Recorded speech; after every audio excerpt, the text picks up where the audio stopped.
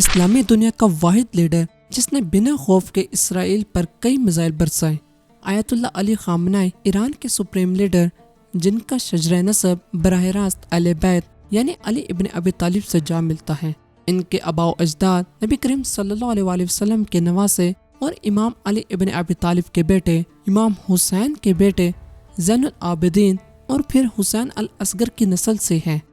جب بنو عباس نے بنو امیہ کو ختم کیا تو یہ خاندان اندلس یعنی اسپین جا پہنچا، اور جب اسپین پر عیسائی حملے ہوئے تو عثمانی سلطان بایزید ثانی نے ان کو پناہ دی، اور یہ لوگ نجف سے ہوتے ہوئے ایران کے شہر خامنہ میں آباد ہوئے۔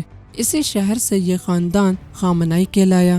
29 نسلوں کے بعد سید حسین آتے ہیں جو علی خامنہئی کے دادا تھے، پھر ان کے والد سید جواد خامنہئی جو نجف، قم اور مشہد کے عالم تھے اور اپنی زندگی روضہ امام علی الرضا کے قرب میں گزاری۔ ان کی والدہ ختیجہ امام جعفر الصادق کی نسل سے تعلق رکھتی ہیں۔ آیت اللہ علی خامنہئی نے اپنی تعلیم مشہد اور قم میں مکمل کی اور امام روح اللہ خمینی کے قریب شاگردوں میں شامل ہوئے۔ ایران کے انقلاب کے بعد جب روح اللہ خمینی دنیا سے رخصت ہوئے تو انہیں ایران کا دوسرا سپریم لیڈر منتخب کیا گیا۔ ان کے 4 بیٹے اور 2 بیٹیاں ہیں۔ بیٹوں میں مصطفیٰ، مجتبیٰ، مسعود اور میثم شامل ہیں، جبکہ بیٹیاں ہدیٰ اور بشریٰ ہیں۔ ان کے بیٹے مجتبیٰ خامنہئی اپنے والد سے بہت زیادہ متاثر نظر آتے ہیں اور ایران کے پراکسی وار اور مختلف فوجی کارروائیوں میں بھی بہت ایکٹیو نظر آتے ہیں، لیکن ان کی بہن بدر خامنہئی ان کی حکومت کے سخت خلاف ہیں۔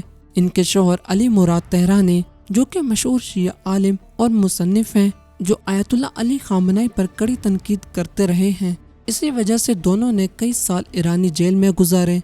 ان کی بیٹی فریدہ مراد بھی اپنے ماموں کے خلاف آواز اٹھانے پر کئی بار جیل جا چکی ہیں۔